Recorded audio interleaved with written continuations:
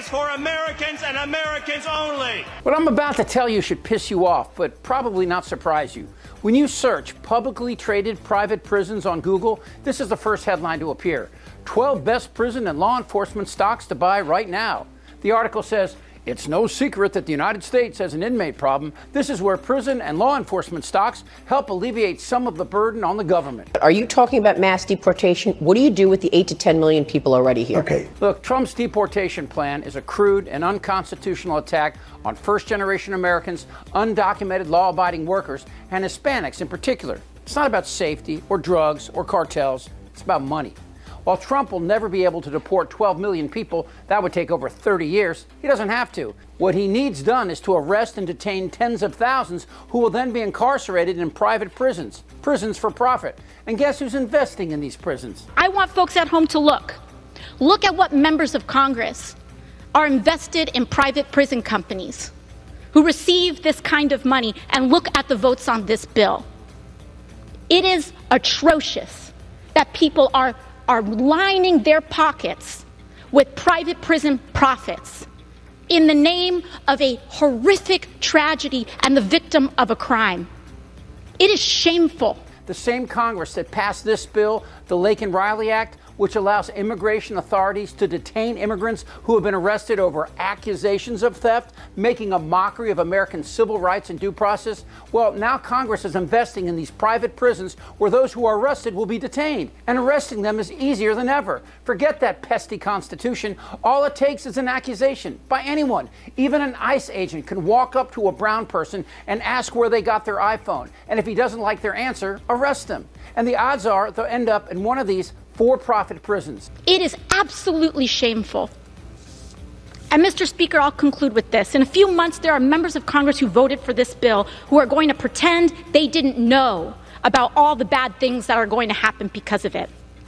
So when a private prison camp opens in your town, when a dreamer... Time has expired. I yield the gentlelady an additional 30 seconds. So when a private prison camp opens in your town and they say, we didn't know this was going to happen, know that they did. And they voted for it. When a dreamer is disappeared from your classroom, when the President of the United States destroys what is left of the Constitution as he's announced in this attack on birthright citizenship, they will all say, we didn't know this was coming. And I want the American people to know that they did. This is what we've become. In the U.S., over 5 million people are under supervision by the criminal justice system, with nearly 2 million people incarcerated in state or federal prisons and local jails. And I'm proud to be an American. Yeah, Lee, not so proud to be an American. The U.S. has the largest known prison population in the world, and now congressional Republicans are prepared to make millions from these arrests, and it's going to get a lot worse. This next order relates to the definition of birthright citizenship under the 14th Amendment of the United States. That's a good one. Birthright. That's a big one.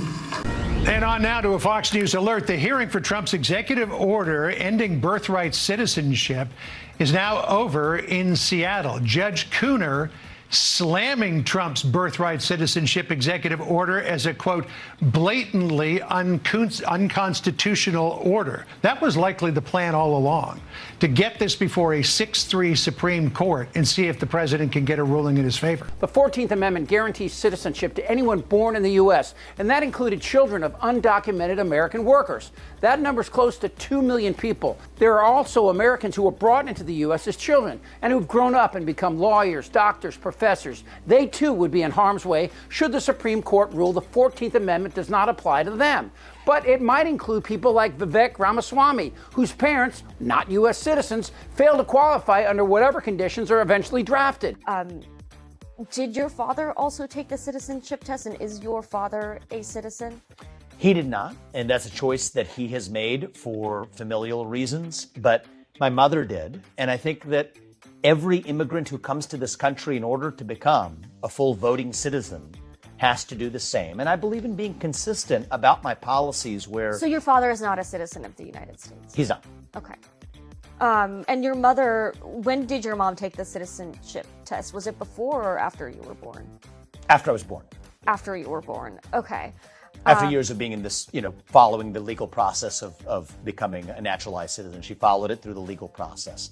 And so you gained citizenship through birthright then? Well, but you gained citizenship through birthright citizenship in that sense. And then there's President Musk. Does the First Lady know his BFF is technically here illegally as he violated the terms of his student visa? Elon! So let's get this straight.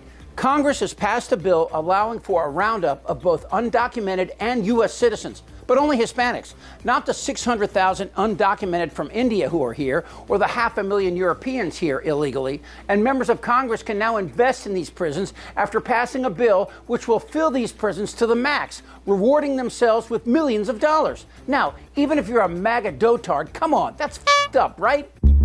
My kid's not here. He's dead. Because of him. He ruined my f***ing life. In 2011, a judge in Pennsylvania was put on trial. We turn now to the latest news on the so-called Kids for Cash scandal in Pennsylvania, in which judges took money in exchange for sending thousands of juvenile offenders to for-profit youth jails. Judge Ciavarella was charged with taking millions of dollars in kickbacks for sending children away for crimes as minor as mocking a teacher online. He said, well, I'm coming down to arrest her for making a MySpace page about her vice principal. The scandal was one of many plaguing an industry that has often sought profit over justice. Many who served in private prisons say officials had incentives to keep prisoners there rather than rehabilitating them. Today, the U.S. imprisons more people, both per capita and in terms of number of people incarcerated, than any other country in the world. African Americans are being incarcerated at nearly 5 times the rate of white Americans. We have more African Americans in this country under criminal supervision right now than all of the slaves in 1850. In a step to address racial inequity, President Biden signed an executive order in 2021 banning all private prison contracts by the federal government. This is the first step to stop corporations from profiting off of incarceration. But companies have found ways to continue profiting off the multi-billion-dollar industry. As the Trump administration continues to crack down on undocumented immigrants, the majority of them will be sent to detention facilities run by private companies. Here's the truth. Private prisons make us less safe by focusing on shareholder profits and doing nothing for rehabilitating people to become productive citizens after they've served their sentence. Why would they? Why would they want them out when that means they make less money? Something just feels wrong about placing money at the forefront of the prison system. People in power are getting rich off the incarceration and enslavement of people. And let's not forget that these members of Congress are far removed from the ideals of Plato, John Locke, and others who inspired Jefferson and the rest of our founders. But now that we know this, what will we do? While privatization in theory appeals to people because when the state says they spend $100 a day taking care of an inmate and a private company comes in and says, we can do it for $75, that may sound like a great deal for taxpayers. But at what cost? And to Congress, I ask this. What is your soul worth? Damn right. This is not a normal election. Whether the women like it or not. Suck my fat one. I don't want to talk about this stuff. Am I wrong? Yes. They're eating the dogs. You're an idiot. I think he's crazy. I'm Chip Franklin.